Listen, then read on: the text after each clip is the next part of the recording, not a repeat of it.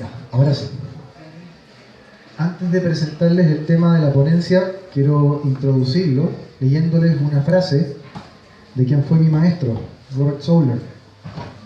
Esto lo escribió a raíz del dilema entre destino y predestinación versus la idea que tenemos nosotros del libre albedrío. La frase es la siguiente: que repetidamente nos comportamos de la misma manera en respuesta a condiciones similares y que somos confrontados con nuestra propia historia personal, repitiéndose incesantemente a sí misma de acuerdo con un patrón predeterminado, sin el más mínimo progreso o evolución. Es la inquietante enseñanza de la verdadera astrología. Ver ese patrón predeterminado desenvolverse ante tus ojos, tanto en tu vida como en la de quienes te rodean, puede despertar sentimientos de temor, miedo y amarga impotencia, mientras nos enfrentamos a los reveses del destino, la muerte, la enfermedad, la guerra, la injusticia social y las cambiantes condiciones políticas. La buena noticia es que este cuadro no está completo. La justicia, el amor, la felicidad y la vida también están disponibles, pero para alcanzarlos debemos ir más allá de la astrología.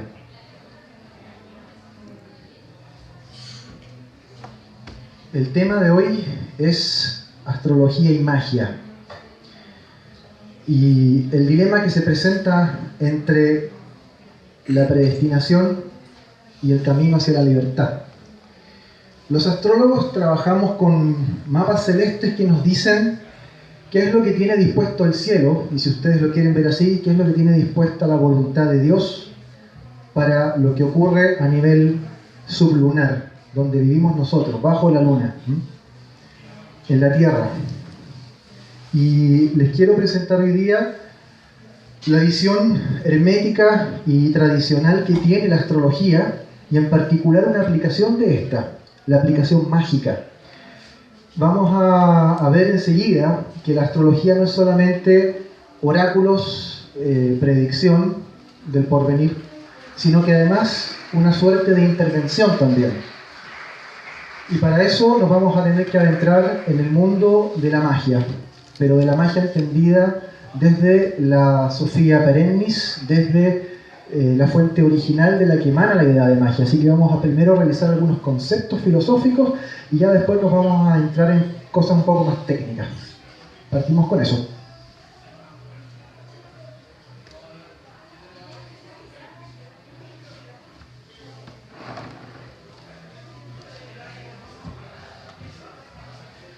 Bueno, primero explicarles que la astrología posee una doctrina filosófica que se conoce como doctrina hermética y que establece esta relación que muchos de ustedes ya han escuchado antes entre el macrocosmos y el microcosmos, entre el universo y el ser humano como un reflejo perfecto de las potencias y de las fuerzas que están a nivel celeste.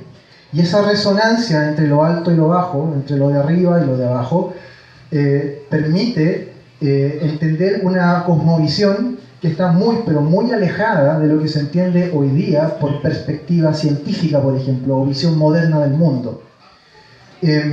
La astrología tiene básicamente tres fuentes de operación o tres hipótesis explicativas.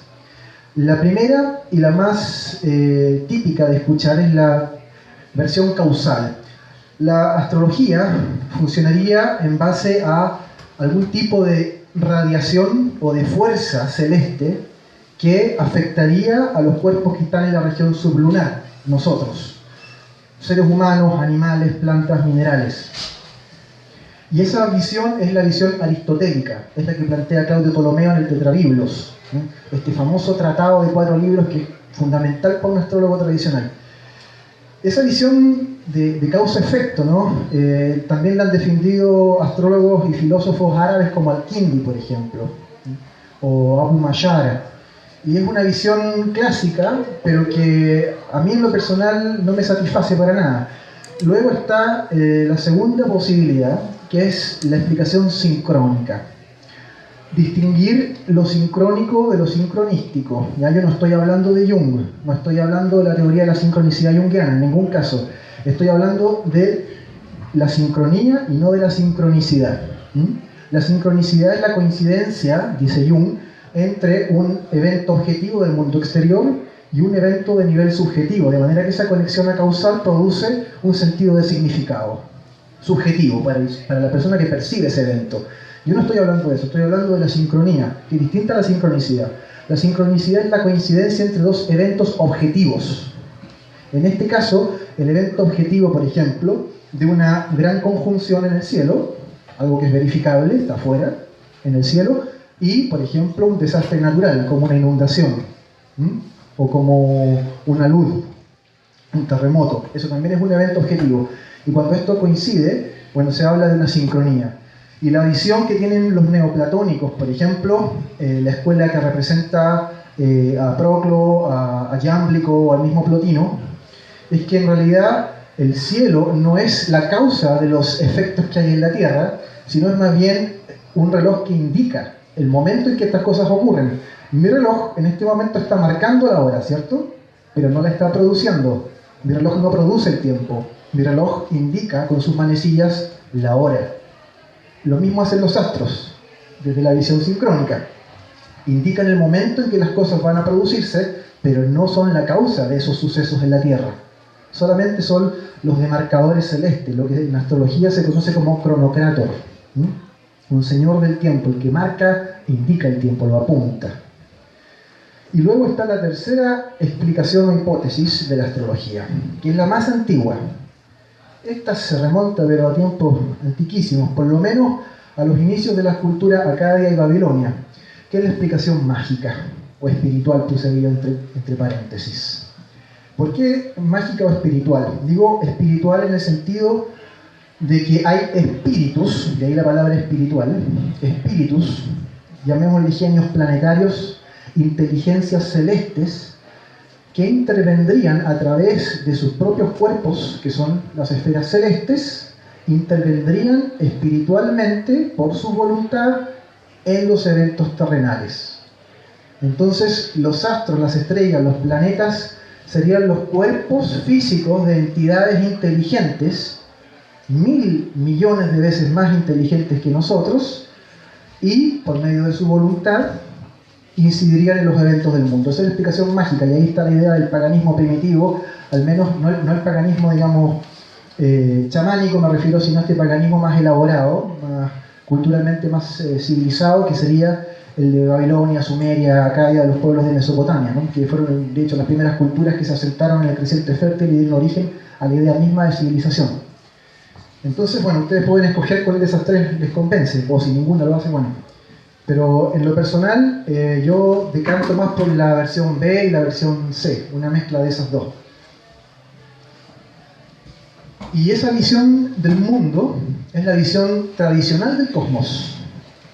No es una visión heliocéntrica, no es una visión copernicana, no es una visión materialista, no es una visión cientificista. Esos son los términos que vehiculan la manera en que nosotros pensamos de forma inconsciente, sin darnos cuenta, porque estamos muy insertos en la cultura moderna y cada cosa que pensamos, que decimos y que hacemos está marcada por estos puntos de referencia modernos. Los antiguos tenían puntos de referencia distintos que son, con respecto al cosmos, esto que estoy aquí mencionando. Primero, que hay un cosmos geocéntrico. La Tierra es el centro del universo, ¿sí? No es el Sol, no es el centro de la galaxia, no es otro punto, ¿sí? Porque se trata de un universo de carácter simbólico, se trata de un universo de carácter espiritual. El esquema geocéntrico que ustedes ven en este diseño, que está ahí, donde está la Tierra en medio, y encima están las 7 esferas de los 7 planetas clásicos, ¿no? Ven a la Luna, Mercurio, Venus, el Sol, Marte, Júpiter, Saturno. Luego está la 8ª esfera, donde están las estrellitas, y la esfera de las estrellas fijas, donde están las constelaciones. Encima hay una 9ª esfera que está vacía, que es la del cielo infinito, donde moran las inteligencias primordiales, y encima de eso ya está Dios mismo, que ya aparece representado por una rosa que sale del primum mobile arriba, del motor central de todas las cosas, de lo uno. Este es un esquema tomado de un diseño a raíz de la Divina Comedia de Dante Alighieri, donde este mismo esquema aparece representado de manera un poco más velada o metafórica. Entonces está la doctrina de las esferas celestes. Y esto, insisto, no es un mapa del universo físico, ¿ya? No es el universo de la NASA. Este es el universo de los sabios antiguos, de los astrólogos, de los antiguos magos. Y es entonces ese mapa espiritual el que define finalmente la catábasis y la anábasis. ¿Qué son esas palabras griegas? Catábasis significa descenso, anábasis significa ascenso, elevación. Y son los dos procesos por los cuales pasa el alma. El alma, en su proceso de desenvolvimiento, primero cae y desciende, emanada desde lo uno, desde lo divino, allá arriba, y baja por estas 9 esferas. Llega al nivel 10, la tierra. El nivel denso, el nivel donde todo está sometido al destino, palabra importante, al destino, a la necesidad, al sufrimiento. Porque al estar acá metidos en este cuerpo material, nos vemos obligados a padecer del hambre, la sed, nos vemos obligados a padecer del sueño, de la necesidad de sexo, en fin, un montón de dependencias materiales. Y el alma no está hecha para eso, el cuerpo sí. Entonces el alma sufre la catábasis, el descenso a través de las esferas y viene a encarnar a este mundo. Y su misión es recordar de dónde viene. Ese es el concepto de anamnesis, que significa reminiscencia, recuerdo, y que lo encuentran en los diálogos de Platón. Se lo encuentran sobre todo en la República y en el diálogo de la República y en el diálogo del Timeo. Y al recordar esa alma, al hacer la anamnesis, puede volver a subir anábasis por medio del perfeccionamiento moral y de la virtud. Y el que no hace bien su pega, queda dando vueltas, tierra y luna, ahí va dando vueltas.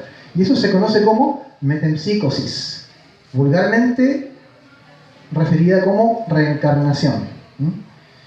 Pero realmente la metempsicosis es un concepto distinto, no voy a poder profundizar mucho en ella, se parece a la idea de reencarnación del hinduismo, pero tiene algunas precisiones que habría que abordar en otra charla. Pero básicamente es algo semejante. Luego está la idea de que bajo el destino, que se llama erbarmené en griego, el destino establece periodos de crecimiento y contracción de todas las cosas. Y esa es la ekpirosis, que es la destrucción del mundo, y la palingenesia, que es la regeneración del mundo. Y cada cierto tiempo, por fuego, por agua, el mundo pasa por estas catástrofes. Continentes se hunden, razas que desaparecen, otras surgen, civilizaciones caen, nuevos imperios se generan. Eso es la ekpirosis, la destrucción, y luego la palingenesia. Y esos conceptos que están acá son la base de la cosmovisión tradicional de un astrólogo antiguo. Así veía el mundo y así lo sigo viendo. Empecinado como soy caprino con el sol ahí arriba en Capricornio y Mercurio lo mismo. Y bueno, son esos conceptos los que hay que tener presentes para poder entender cómo es la estructura hermética del cosmos. Ahí tienen otro diseño que lo representa, ¿no? La Tierra al centro, con todas las 7 esferas de los 7 planetas tradicionales, más la esfera de las estrellas fijas, que ahí aparece como esfera zodiacal. Y es básicamente el modelo geocéntrico de Ptolomeo, el que rigió hasta antes de que llegara la famosa revolución copernicana, que desde el punto de vista metafísico y espiritual fue un desastre, nos hizo mucho daño, aunque no seamos conscientes de eso. Ahora, respecto a la astrología, hay que decir que se trata de un sistema de adivinación tradicional, y por lo tanto hay que decir que, muchas gracias, todos los sistemas de adivinación tradicional eran simétricos. ¿Qué quiero decir con que un sistema sea simétrico? Con que tiene 2 partes, 2 caras. Un lado es el lado de adivinación y el otro es el lado de intervención. Tiene una parte, digamos, pasiva y una parte activa. Ahí puse unos ejemplos. Por ejemplo, la magia pacuá, la magia china tradicional del taoísmo, no solo es el I Ching, con los hexagramas, ¿no?, para adivinar, sino que además hay aplicaciones de esos mismos hexagramas para intervenir la realidad. Por ejemplo, lo que se hace en Feng Shui, en la geomancia china, para intervenir una casa y adulterar las condiciones para que sean favorables. Hay muchas formas de magia para también hay una hechicería china que utiliza los trigramas para lo mismo. Y eso ya es la parte de intervención, ¿sí? Después de haber adivinado, se interviene. La magia rúnica, antiguamente los sacerdotes germanos usaban las runas para escribir textos, poemas, se usaban para adivinar, aparentemente, no está tan claro, pero aparentemente se usaban para adivinar, pero también para intervenir, ¿no? Porque se grababan en las piedras con propósitos mágicos. Se hacían apuntalamientos de la tierra con esas mismas inscripciones. Entonces está la intervención. La magia elemental, así como los antiguos en Roma, por ejemplo, utilizaban el fuego, el agua, la tierra y el aire para adivinación, por ejemplo, el aire observando la forma de las nubes, o el vuelo de los pájaros. Esos mismos elementos se utilizaban de forma ritualizada y se generaba entonces una intervención nuevamente, usando los 4 elementos. Y luego está la magia astrológica, que es de la que vamos a hablar hoy día. Porque el astrólogo, así como hace predicción con la observación sistemática del cielo, también interviene. Cuando ciertas condiciones no son favorables, puede hacer algunos trucos para intentar alterar el curso de los eventos.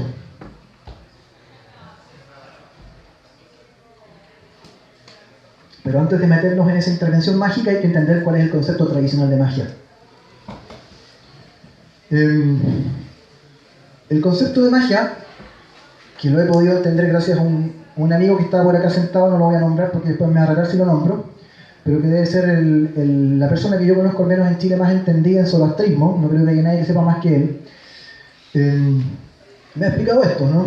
Maga es un sacerdote zoroastriano, de ahí viene la palabra.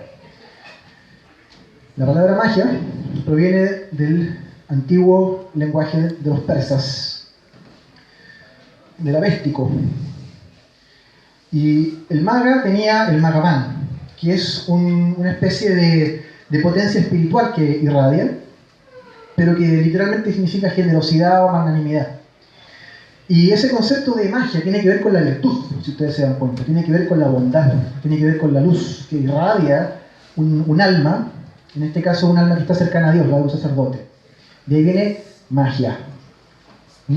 Viene de un concepto súper luminoso, porque de hecho los persas y la religión zoroastriana estaba casi obsesionada con la idea de la luz. No viene de la oscuridad. Y ahí ya podemos entender algunas diferencias entre lo que se entiende hoy día por magia, mucha gente vestida de negro, con respecto a lo que se entendía en la antigüedad. Un concepto mucho más luminoso y cercano a lo divino. Y luego está la idea egipcia de magia, el Heka. El Heka es como la acción o la actividad del Ka. Los que sepan algo de Egipto se acordarán que el Ka es el doble etérico, ¿no? Es como esta especie de segundo cuerpo más sutil que tiene como una especie de energía vital capaz de proyectarse. Y entonces los egipcios entendían la magia como Heka, como proyección de ese doble, de esa energía. Y dicen los textos de las pirámides que la magia trata de la unicidad, del concepto de que todas las cosas son una, porque la unidad, o el Heka, existía antes de que la dualidad tuviera existencia, cuando todas las cosas estaban unidas juntas en el seno del Creador, y luego fueron divididas y repartidas, pero al haber estado unidas al principio, conservan una noción de semejanza que permite al mago intervenir esas correspondencias, esas similitudes entre una cosa y la otra para producir efectos.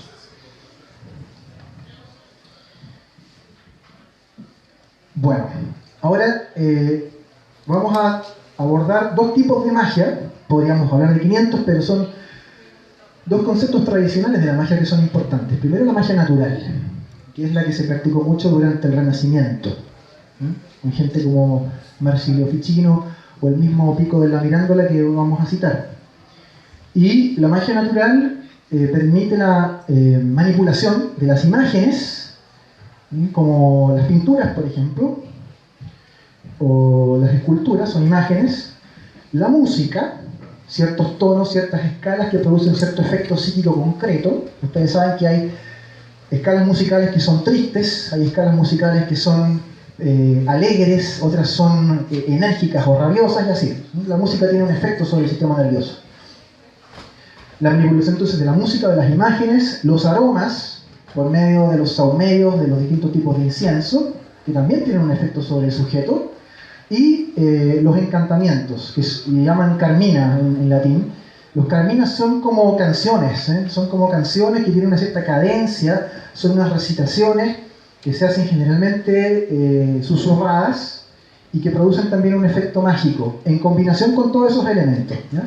Entonces la magia natural trata de manipular los elementos y las condiciones de la esfera sublunar, de la Tierra, para intervenir sobre lo que está predestinado. Y dice Pico Della Mirandola: en la magia natural nada es más efectivo que los himnos órficos si se aplican junto a la música adecuada, disposición del alma y otras circunstancias conocidas por el sabio. Los himnos órficos se usaron mucho en el Renacimiento italiano, son unos poemas antiquísimos atribuidos a Orfeo, parte de la religión órfica, una religión mistérica de origen tracio, al norte de Grecia, y todavía se recitaban, pero hay que cantarlos en griego, en la lengua original, en griego arcaico, y son muy bellos, realmente tienen una cadencia, una sonoridad que impacta. Luego tenemos lo que es la magia divina, ¿no? Podríamos llamarle magia celeste también, que utiliza sigilos, que utiliza sellos, cuadrados mágicos y nombres divinos. Todos estos símbolos, más los nombres de los ángeles, arcángeles, los nombres de Dios, permiten realizar una intervención, pero utilizando un poder que ya no viene solamente de las afinidades entre elementos naturales, sino que tiene un origen sobrenatural. Así como decíamos hay una magia natural, también hay una magia sobrenatural, que sería esta. Y bueno, el famoso Cornelius Agripa, en uno de sus libros de filosofía oculta, tiene esta frase, dice: según la opinión de Hermes, no podemos tener esa firmeza y vigor espirituales sino a través de la pureza de vida, de la piedad y de la religión divina, pues la santidad de la religión purifica el pensamiento y lo diviniza. ¿Por qué tengo esta frase acá? Porque esta frase está dentro de un grimorio de magia. Esto no está dentro de la Biblia, ¿sí? Esto está en un grimorio de magia por parte de alguien que debe ser considerado como prácticamente el padre de los magos occidentales, y está hablándonos de la pureza de vida, nos está hablando de la piedad, la santidad, la purificación del pensamiento, la divinización. De nuevo nos está hablando de magia en un sentido luminoso. Y la magia como finalmente la operación de Dios a través de un alma que se ha purificado. Y entonces ya tenemos que entrar a distinguir la magia de la hechicería. Tenemos que entrar a distinguir la luz de las sombras. Tenemos que entrar a distinguir lo que es Dios de lo que es del ego, del yo. Porque mucho hechicero lo que practica realmente no es el intento por servir a la voluntad de Dios, el intento por observar cuál es la voluntad del cielo y ejecutar en concordancia para reflejar abajo lo de arriba. Lo que intenta hacer es ejecutar la voluntad, o más bien el deseo de su yo, de su ego. Y eso es lo que lo deforma, y eso es lo que lo aleja de la virtud de la que estábamos recién hablando cuando citábamos a Cornelio Agripa. Tenemos que distinguir también los conceptos de teurgia de los de Goetia. Teurgia es hacer la voluntad de Dios en magia. Goetia es invocar demonios, invocar entidades. Ahora, identificar, para saber distinguir una cosa de la otra, hay que preguntarse, ¿cuál es su propósito? ¿Para quién trabaja? ¿Y qué medidas de protección se toman? Mientras más medidas de protección necesitas es porque estás invocando algo más bajo, algo más peligroso, y no estás por lo tanto sirviendo precisamente la voluntad divina ni a los cielos. Ahora, en el concepto tradicional de magia también hay que entender cómo opera la magia moderna. La magia moderna es yógica, se basa en haz tu voluntad, como en el sistema telema de Crowley.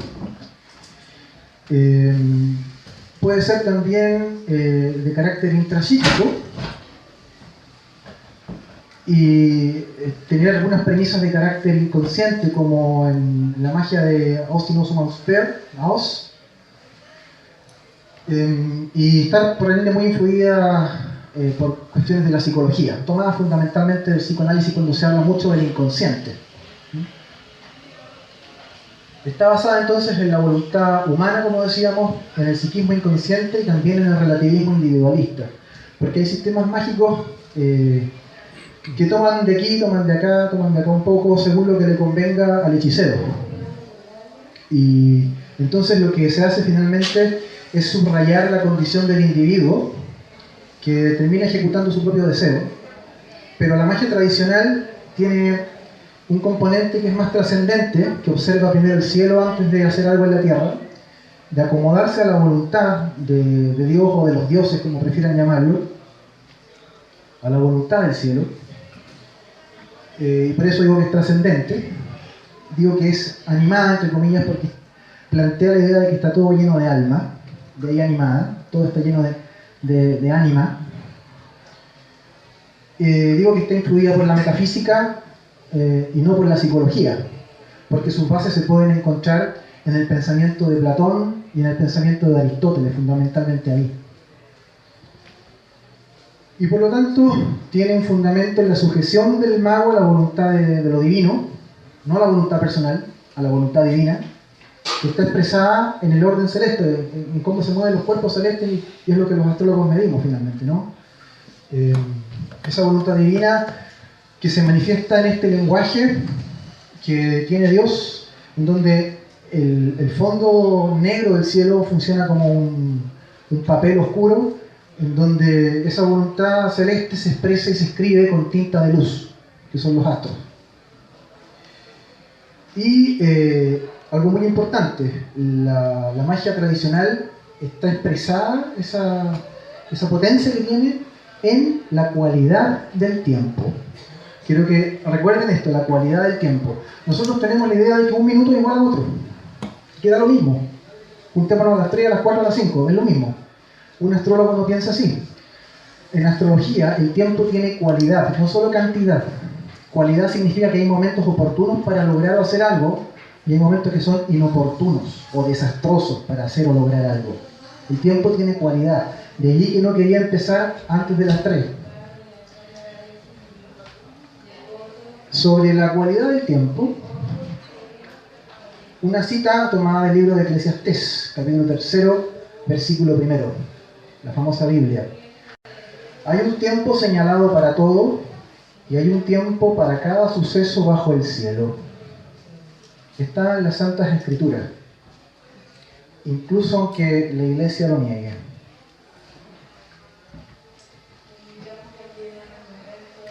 Ahora, Pablo, disculpa que te interrumpa. ¿La visualización tú la considerarías como una magia moderna? Depende cómo se use, ¿ya? Porque dijimos que en la magia natural se usan las imágenes, ¿sí? Y existen muchas formas de intervención mágica que utilizan la imaginación como una potencia. De hecho, la imaginación es una de las potencias del alma. Entonces depende cómo se use. En sí mismo la visualización no tiene nada de problemático. Depende de en qué premisas filosóficas se está basando. O sea, en luz estamos hablando. O en la voluntad de Dios o en tus deseos egoístas. Claro, en lo que tú quieres hacer. Depende, pero en sí mismo no hay ningún problema, porque la imaginación se usa mucho. Ahora, ¿cómo interviene un astrólogo? El astrólogo utiliza esto, que es la astrología electiva, la parte activa. La astrología electiva consiste en la elección de tiempos propicios para realizar con éxito cualquier cosa. Puede ser cualquier cosa, ¿ya? Ahí puede firmar un contrato, abrir un negocio, realizar un viaje, dirigir una construcción o realizar un talismán. ¿Y eso es hacer trampa al destino? En cierto sentido sí. Porque si bien hay muchas cosas que el cielo tiene predestinadas y a las cuales el hombre no se va a poder escapar, el hombre también tiene una porción, un porcentaje pequeño de libre albedrío, de posibilidad de acción. El símil medio perverso que uso, pero que me gusta, es imaginarse un poste donde hay un perro que está amarrado. El perro está absolutamente condicionado, limitado, el destino, a estar amarrado a ese poste.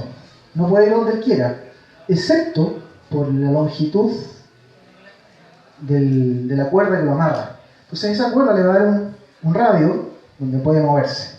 Y ese es el libre albedrío, pero más allá no. Y ejemplos de eso hay millones. O sea, nosotros estamos limitados por todas partes. Ejemplo, ¿puede alguien que nace con un coeficiente intelectual de 90 brillar como Einstein? No puede. ¿Puedo yo en este momento, que me muero de ganas por estar en Atenas, estar hoy día mismo en Atenas? No puedo, ¿verdad? ¿O puedo yo trasladarme? Yo vivo en Viña y tengo que volver a casa y el viaje me da una larga terrible, espantosa. Me encantaría teletransportarme y estar así. ¿Puedo hacerlo? No puedo, estoy limitado, tengo que pagar dinero que tuve que trabajar, que tuve que ganarme con mucho esfuerzo, pasando muchas penurias, un pasaje, esperar el tiempo de viaje de 2 horas, bajarme allá, esperar a que me pasen a buscar, tomar un Uber, cualquier cosa, para poder llegar a casa, porque no estoy precisamente en el centro de la ciudad. Estoy condicionado, limitado por el destino que me toca vivir, en esta situación material, en esta cárcel del alma. Entonces el gran dilema es destino versus libre albedrío. Las cartas astrales son mapas celestes de predestinación, pero el astrólogo tiene alguna posibilidad de intervenir por medio de la astrología lectiva. Escoge momentos propicios para poder hacerle trampa al destino y producir ciertos efectos que van en contra de lo que está predestinado, a fin de no eliminar completamente lo que no sea agradable, pero sí al menos de paliarlo o morigerarlo. ¿Cómo se hace eso? La astrología electiva utiliza entonces cartas del futuro, no cartas del pasado.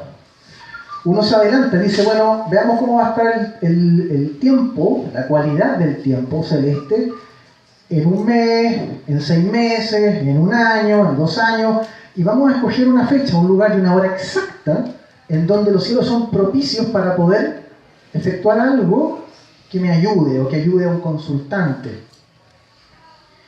Esta fecha la escogí, ahí no se ve muy bien en el diseño, está medio borroso, pero dice ahí del 8 de abril del 2016, hace unos meses, a las 8:08 de la mañana, en Reñaca, Chile, es donde tengo mi casa.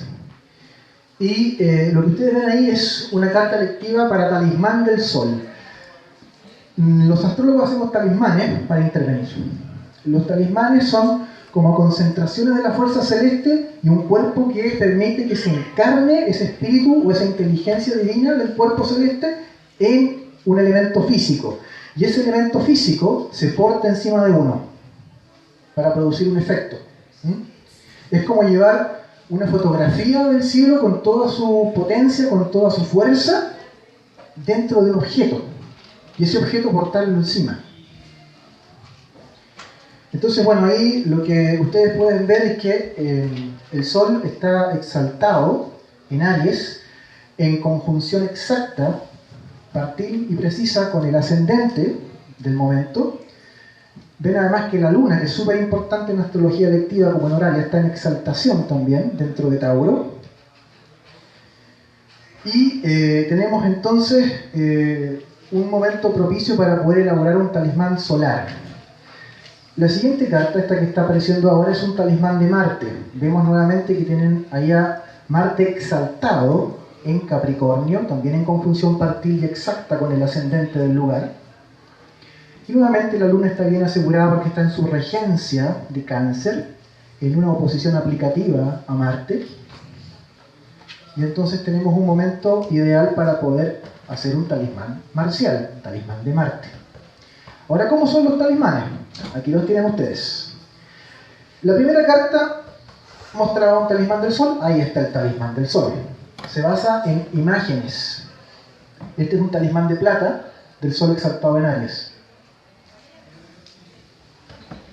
Y se usa como un colgante. Les voy a mostrar varios. Acá está el talismán de Marte domiciliado en Escorpio. También hecho en plata. Luego tenemos el talismán de Saturno, domiciliado en Capricornio. El talismán del Sol, por cierto, no lo mencioné, es para lograr prominencia, para mejorar la salud, para alcanzar fama, notoriedad, reconocimiento, para conseguir el favor de los poderosos, de los reyes, de los presidentes. El talismán que mostrábamos antes de Marte es para vencer en la guerra, es para ser un gran deportista, es para un cirujano, por ejemplo, alguien que trabaje con bisturí, que haga cortes, con cuchillos. El talismán de Saturno que estamos viendo ahora sirve para alargar la duración de la vida, produce longevidad, facilita el acceso al conocimiento oculto, a la sabiduría divina, y otorga resistencia, perseverancia y firme propósito.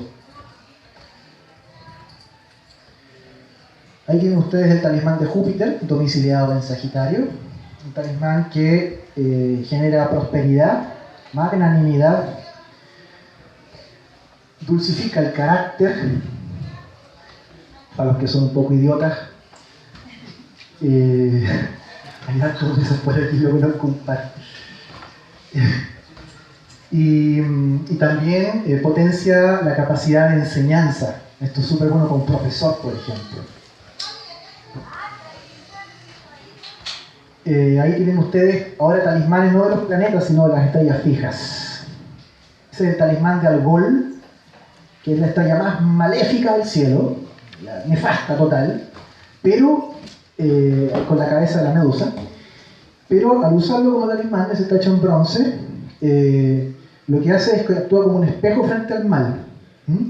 Ustedes se colocan uno de esos ahí y todo el maleficio, toda la mala onda que les quieran tirar, rebota y se devuelve al tipo que la ha engendrado.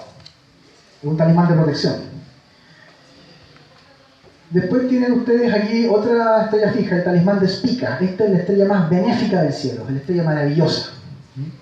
Y ese talismán, también hecho en bronce, ahí con una especie de ave del paraíso fénix, es un talismán que produce también prosperidad y buena suerte, en todo orden de cosas. Da muy buena suerte.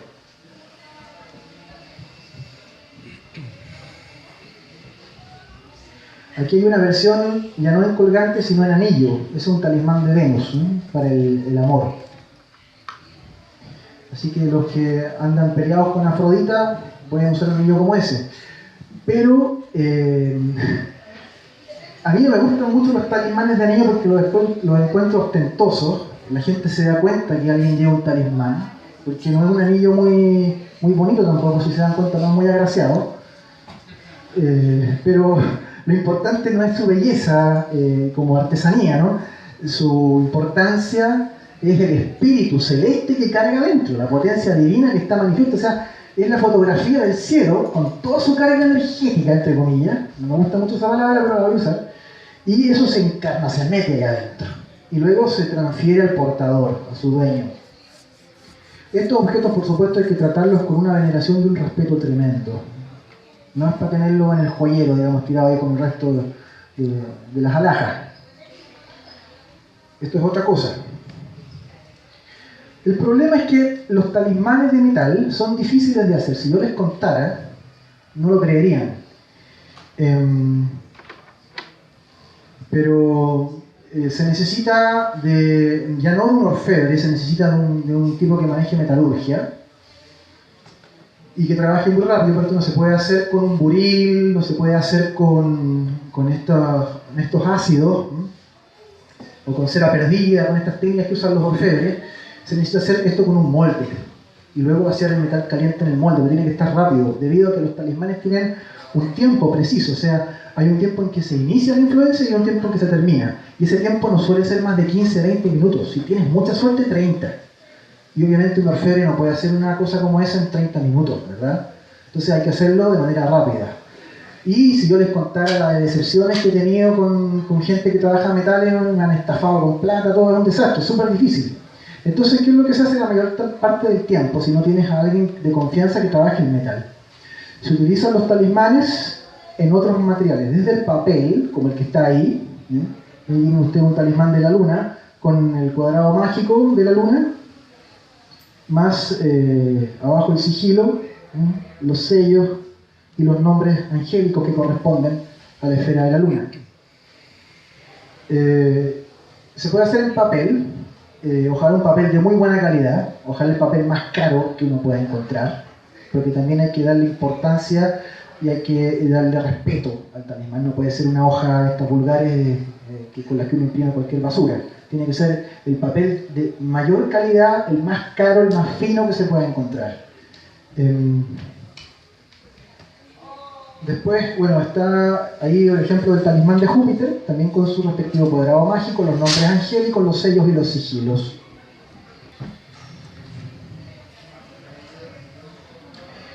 Y una manera que me gusta harto del talismán es el talismán en pergamino. Esto se recomienda incluso en los grimorios antiguos, debido a, como les decía, el metal es tóxico, el metal es difícil, y entonces se hacían muchos talismanes de pergamino, ¿no? Que el pergamino es básicamente un cuero tratado para poder escribir encima. Y el talismán de pergamino tiene la gracia de que es resistente, no es como el papel que se moja y se echa a perder. Entonces uno esto lo puede enrollar, y eso se mete dentro de un tubo, dentro de un tubito, y se puede colgar. O se puede llevar incluso en el bolsillo, amarrado con una cinta. Es muy fácil de transportar y es liviano.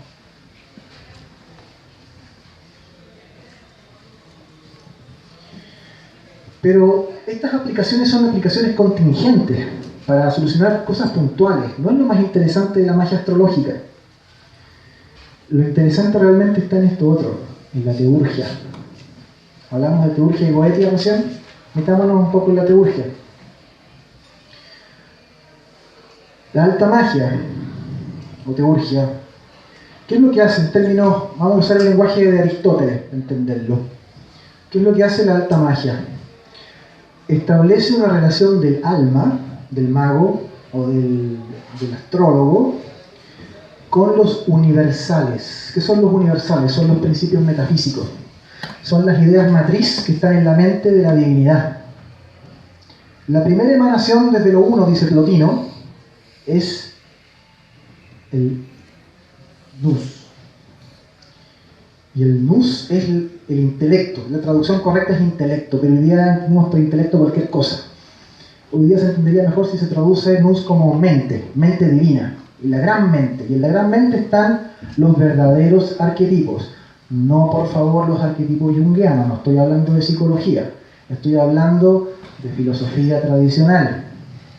Y por lo tanto, cuando hablamos de los arquetipos, me refiero a los arquetipos divinos, no a los arquetipos del inconsciente colectivo. Entendamos bien eso. Insisto, la magia tradicional tiene una base metafísica, no psicológica. Y esos principios metafísicos o arquetipos en la mente divina son los universales de los que hablaba Aristóteles. En cambio, la hechicería se relaciona con algo más bajo, con la manipulación de particulares para contingencias puntuales. Pueden ser entidades específicas, como un demon, como un genio, un elemental, un espíritu elemental. Esos son, digamos, las contingencias puntuales o los elementos particulares, los particulares de Aristóteles. Ahora, de todas maneras, la magia talismánica que vimos recién tiene efectos particulares, interviene a nivel particular, pero utilizando los universales. Esa es la gracia. Los universales son las ideas matrices, en este caso son los arquetipos divinos que están encarnados en unos cuerpos gigantescos que brillan con luz ahí arriba, planetas, estrellas. Y el juego entre predestinación y libertad puede irse bailando gracias a la parte de intervención posterior a la adivinación. ¿Por qué posterior a la adivinación?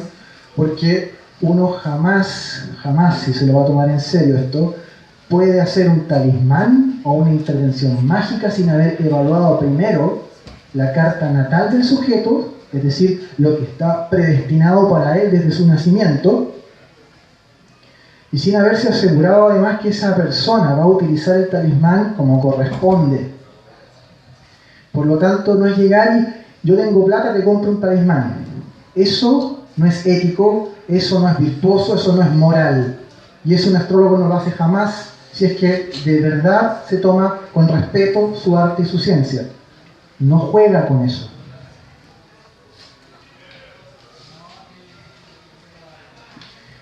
Los objetivos de la teurgia según Jámblico. Jámblico, el famoso místico y filósofo neoplatónico, activo durante el siglo III y IV de nuestra era. Dice Jámblico que la teurgia es para la purificación del alma. ¿A cuánto hechicero le interesa purificar su alma?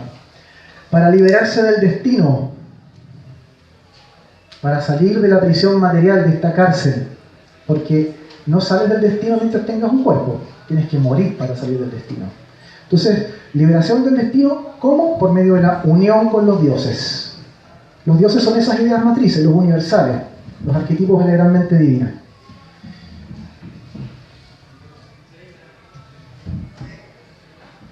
Ese contacto con las inteligencias divinas se puede dar por varias vías.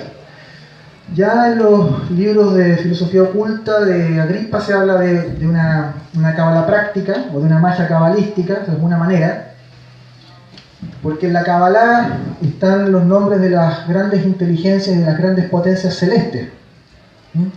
Ángeles, arcángeles, tronos, potestades, etcétera, etcétera. Pero tiene que ser ejecutada en el tiempo celeste adecuado. O sea, no sacamos nada con hacer un elaborado rito de magia ceremonial si está a destiempo. Porque puede que la voluntad del mago sea tal cosa y tenga todo el cielo encima, en contra. Entonces, ¿qué saca una hormiga miserable llamada ser humano con una varita mágica y su capa negra? ¿Qué saca esa hormiga miserable? Si tiene a Dios en contra, si tiene a todos los cuerpos celestes en contra, si toda la condición del tiempo no es favorable para poder producir ese efecto que él está buscando. Tiene que entender la cualidad del tiempo, y si no la comprende, los efectos de lo que está haciendo van a ser muy reducidos y temporales, porque está nadando a contracorriente, y les aseguro que el río siempre gana, porque el hombre se cansa. Ejecutar entonces en el tiempo celeste adecuado, reconociendo la cualidad del tiempo, con los nombres angélicos obtenidos de la figura natal. Hay un secretito acá, y es que en el radix, en la figura natal de cada persona, hay unos procedimientos por los cuales el astrólogo tradicional puede obtener el nombre del ángel guardián de cada sujeto.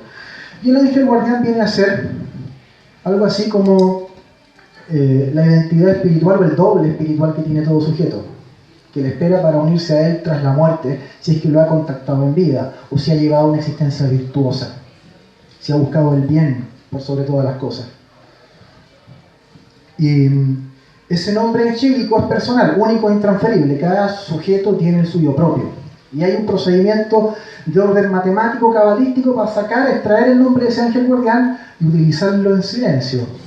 Porque uno no puede llegar y andar divulgando ese nombre, porque se pueden hacer cosas para bien o para mal con ese nombre espiritual. Tiene que ser reservado. Entonces está ese nombre del ángel guardián, que ustedes se pueden encontrar la importancia de ese ángel, de ese contacto, en libros como el Grimorio de Arbatel, la magia de Arbatel. Ahí aparece subrayado una y otra vez la importancia que tiene el ángel de la guardia, el contacto con él. ¿Cómo se llama el libro? La magia de Arbatel. Es un grimorio clásico. Pero también existe, digamos, el otro lado. De la misma carta natal se puede extraer el nombre de un demonio, y corresponde al doble o al genio que tenemos todos. Un ángel de un demonio, ¿no? Como le llaman los griegos, o como se le llama en astrología, estos nombres que vienen de antaño, el eudaimón y el cacodaimón. Eudaimón es como el buen espíritu, o el buen genio, y el cacodaimón es como el mal espíritu, o el mal genio. Por cierto, de ahí viene la palabra mal genio. Este huevón es mal genio. No es chiste, de verdad, tiene un mal genio adentro, el cacodaimón. Es casi una posesión temporal. Y por eso digo, bueno, que el contacto con el ángel es tan importante, porque hay alguien que me está mirando por ahí que se siente identificado. El eudaimon, el contacto con el ángel, es el camino a lo inefable. El camino a lo inefable. Cierro la charla con esta cita de mi amado Marsilio Ficino, mago, filósofo, astrólogo del Renacimiento italiano. ¿Por qué pensamos que el amor es un mago? Porque todo el poder de la magia consiste en el amor. La acción de la magia es la atracción entre una cosa y la otra, en virtud de cierta afinidad natural entre ellas. ¿A quién sirve el mago? Sirve al amor. Gracias.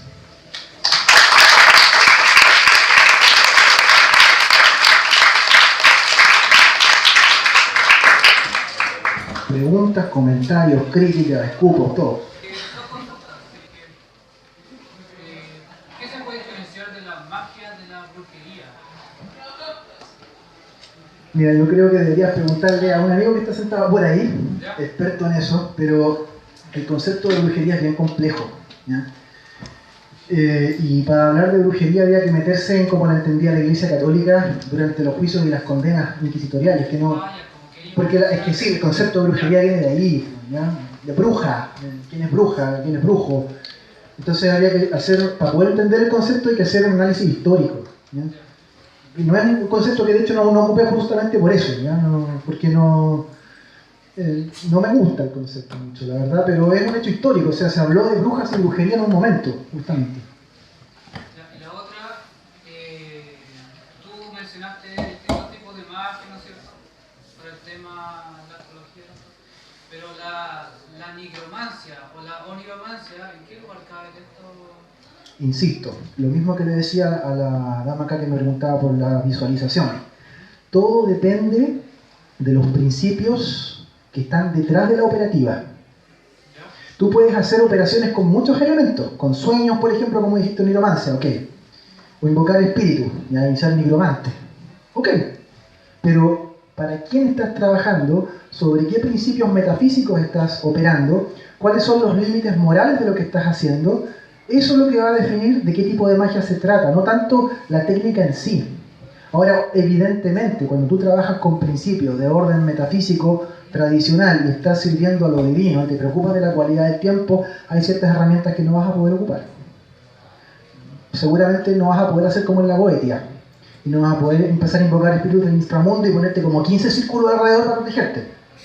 Pero si tú invocas a un arcángel, ¿de qué le estás protegiendo? No necesitas, pero eso depende, ¿ya? Ahora, todas esas variedades de magia que tú nombras, eventualmente podrían ser ocupados algunos elementos de ella, siempre y cuando lo que esté detrás sea la obediencia al bien supremo y la sujeción de tu ego a algo más grande que tú, a principios morales de orden trascendente. Sin eso, el tipo de magia ya es hechicería. Eso. Una consulta en relación al tema de los talismanes y el clima celeste. ¿Cuál es tu opinión respecto a que un talismán es un concentrado de energía determinada? Tú lo portas, entonces te sitúas en cierta medida en una energía determinada o potenciada. ¿Cómo podría eso relacionarse con el clima celestial al tú potencializar ciertas cualidades por el talismán? Podría tener efectos de repente, no sé, adversos, con estados climáticos contrarios a las fuerzas del talismán, o sea, verse calzado. O sea, ¿tú piensas? La verdad es que no, porque el talismán habitualmente está hecho para operar bien, está hecho con condiciones tan benévolas del cielo que aunque las condiciones de clima celeste, como le llamaste, muy bonita esa manera de ponerlo, aunque sean muy adversas o estén muy turbulentas, el talismán porta una influencia de otro momento, de un momento mucho más equilibrado, de manera que ese mismo talismán puede actuar más bien como un protector frente a esas condiciones adversas. No se espera y no se observa tampoco que hay una interacción maligna, así como los efectos secundarios de los medicamentos, digamos. Porque el talismán tiene su propio espíritu finalmente, su propia alma dentro, de manera que se comporta de forma estable a pesar de las condiciones exteriores. Eso. Relaciona un poquito con lo mismo. ¿Tú crees que podría haber, ya variando en temas como multidimensionales, atemporales incluso, podría haber algún proceso también en relación a eso en cuanto al tiempo? O sea, ya hablando de la línea de tiempo, claro, de repente el talismán tener efecto a otro nivel temporal no Entonces como en otras dimensiones. A otra realidad, porque aquí estamos viendo otra posibilidad. Entonces uno tendría como un talismán experto en otras paralelas posibilidades de eso.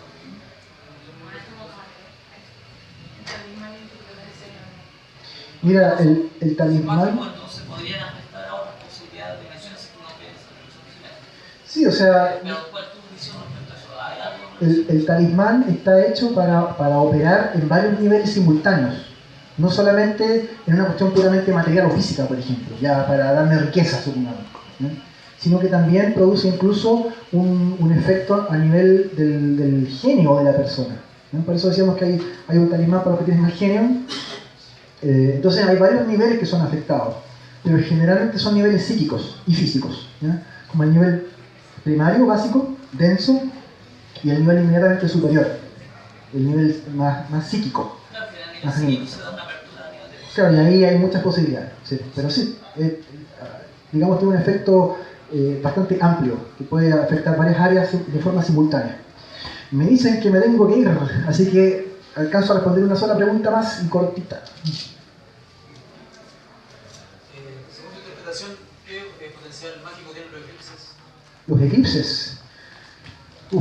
Mira, los eclipses son momentos astrológicos que se utilizan sobre todo para hacer predicción mundana, en astrología mundana. Astrología que afecta a grandes cantidades de población, naciones completas, dinastías, castas políticas, religiones. Entonces, pero el eclipse depende, pero en general no es un buen evento, ¿ya? Depende, hay variedad, hay eclipses que son mejores que otros, pero en términos globales los eclipses no suelen anunciar cosas muy alegres, entonces no se usan porque son momentos de tensión. O sea, si tú haces un talismán de un eclipse, digamos, tendrías que escoger muy bien el eclipse. Se puede hacer, eventualmente, pero habría que escogerlo mucho, y tú sabes, los eclipses no son muy frecuentes tampoco, entonces habría que esperar mucho tiempo, y puede que incluso más de una vida para encontrar un buen eclipse a fin de hacer un talismán que valga la pena, digamos. Pero en teoría se puede, ¿eh? En teoría se puede, pero es difícil, súper difícil. Eso. Les agradezco a todos por estar acá, por su tiempo. Les agradezco a los organizadores también. Así que, espero que... Muchas gracias.